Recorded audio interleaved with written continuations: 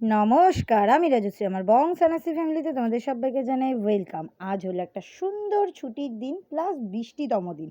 এই বৃষ্টির দিনে আমরা এখন উঠতে বেরিয়েছি। হ্যাঁ, আমি আরও ৩ জনকে নিয়ে উঠতে বেরিয়েছি, যেই ৩ জন আমার খুব কাছের মানুষ। তো যাই হোক, দাঁতগুলো খুব শিরশির করছিল, তাই সঞ্জিতের পিঠটা পেলাম, সেই জন্য পিঠটাতেই কামড়ে দিলাম। হ্যাঁ, এরপরে ওর কী হবে না হবে সেগুলো আমার দেখার বিষয় না। যাই হোক, আমার তো দাঁতগুলো শিরশির করছিল, আমি ভাইকে, তীর্থকে, সুদীপ্ত আর সঞ্জিতকেই কামড়াতে পারি, কারণ এরা ঘুরি আমাকে মারবে না, কামড়াবে না, সেই কারণে। হি হি। যাই হোক, আজকে এত সুন্দর বৃষ্টির দিনে সবাই মাঠে খেলতে নেমে গেছে। কেন খেলতে নেমেছে আমি জানি না, কারণ কি এইরকমভাবে খেললে তো হাত পাগুলো ভাঙে। যাই হোক, সেটা তাদের পার্সোনাল ব্যাপার। এখন আমরা চললাম উঠতে উঠতে, মানে উঠতে, এই যে সুন্দর করে উঠতে চললাম। ওমা, মাঝপথে দেখি মানে সুদীপ্তর বাইকের তেল শেষ, তারপরে ও বাইক রেখে তারপর আমাদের সাথে বেরিয়েছে। এই দেখো, যারা বলে কোন্নগরে জল জমে না, এই দেখো কোন্নগরেও জল জমে। এটা তোমাদের কোন্নগরের ওই পাড় এলাকায়, হ্যাঁ, আর প্রচুর ভালো পরিমাণে জল জমেছে, ঠিক আছে। যাই হোক, আমিও কোন্নগরে কয়েক মাস পরে আর কি শিফট করে যাব, সেটা পরের বিষয়। যাই হোক, এখন এত সুন্দর জায়গার ভিউটা তোমরা সবাই দু চোখ ভরে দেখো। এত সবুজ হয়ে রয়েছে, জল জমে রয়েছে, ক্ষেতের জমি, আলাদাই সৌন্দর্য, আলাদাই সৌন্দর্য। যাই হোক, পুরো রাস্তা ফাঁকা, অবশ্যই এখানে বাড়িঘর নেই, সেই কারণেই ফাঁকা। এখানে সব জমি জমা চাষ করা হয়, ধান যসব যে সিজন আর কি, সেই সব সিজনে আর কি চাষ করা হয়। তো বেশ ভাল লাগছিল, এই রাস্তাটা খুবই ভাল লাগছিল। সামনে গিয়ে দেখি জল রাস্তার মধ্যে। তো আমি সঞ্জিতকে বলছি সোজা চল, তীর্থ বলছে না, সোজা গেলে ঢুকে যাবে ক্ষেতের মধ্যে, ডান দিকে চলো, ডান দিকে। তারপর এই রাস্তাটা তো আমরা অনেকবার এসেছি। এই রাস্তাটা হচ্ছে কাশফুলের সময় খুব সুন্দর ভরে থাকে। আর এই রাস্তাটা করেছে নতুন রাস্তা, এই কাশফুলের রাস্তা থেকে ডান দিক যেতে হয়, মানে ওদিক কোন্নগর দিয়ে এলে ডান দিক, আর উত্তরপাড়া দিক দিয়ে এলে বাঁ দিক। তো এই রাস্তাটাকেই নাকি তেঁতুল পোতা রাস্তা বলে। সত্যিই খুব সুন্দর রাস্তাটা, ভিউ দেখেছো, অসাধারণ। আর যেদিনকে আমরা গেছিলাম সেদিনকে তো খুব ভালো লাগছিল। আর এই দেখো, হু হু করে সঞ্জিত আসছে এখন।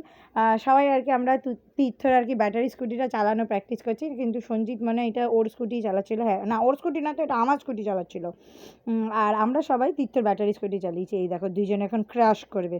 আমি ভাবলাম ক্রাশ করবে দুজনে, ব্যাং ক্রাশ করলো, কিচ্ছু করলো না, দুজনে বেরিয়ে গেল, কোনো মানে হয়। তারপরে এই যে আমি এখন ওর ব্যাটারি স্কুটিটা চালাচ্ছি, কিন্তু আমি ব্যাটারি স্কুটি কোনো দিন চালাইনি, তাই ও আমাকে একদম গাইড করে পিছনে দৌড়াতে দৌড়াতে গেছে।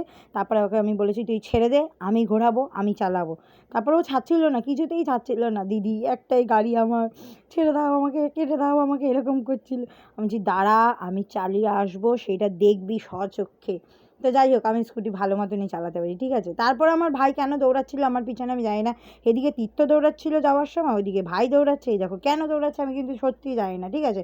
তারপরে ও আমাকে পিছনে বসিয়ে হু হু করে গাড়ি চালাচ্ছিল, জানো। দেখো আমার কি অবস্থা, ওরে বাবা রে, আমার তো একদম হালুয়া টাইট হয়ে গেছে। আর আমার ভাই যেই জোরে গাড়ি চালায়, কেউ যদি ওকে রাস্তায় দেখো চটথাপ্পড় মারবে বেশি জোরে গাড়ি চালানোর জন্য একদম। তাহলে যদি ও একটু আস্তে গাড়ি চালানো শেখে, একদম আস্তে গাড়ি চালায় না। যাই হোক, তারপর আমরা এলাম কোথায় জানি, গঙ্গা অ্যাকশন প্ল্যানেটে। তো সেইখানে এসে ফার্স্ট টাইম সুদীপ্ত এসে, আমি অনেকবার এসেছি, অনেক বছর আগে এসেছি, প্রায় 7 বছর পরে এলাম। লাস্ট এসেছিলাম আমি, সঞ্জিত, সমু আর মধু। মনে পড়ে মধু, আমরা সেই এসে কত ফটো তুলেছিলাম। হ্যাঁ, তো সেটাই লাস্ট, মানে 2019 সামথিং। তো 7 বছর পর আবার এসেছি ঘুরে। তো যাই হোক, এখানে প্রচুর জল। আমরা যখন এসেছিলাম তখন শীতকাল, জানুয়ারি মাসের 1 তারিখ, আমার মনে আছে, 1 জানুয়ারি 2019-এ।